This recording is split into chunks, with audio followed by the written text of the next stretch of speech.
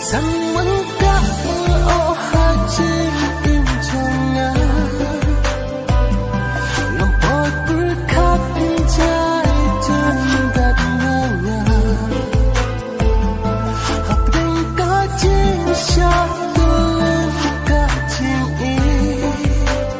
kí mắt trong phi sao với kia phi hati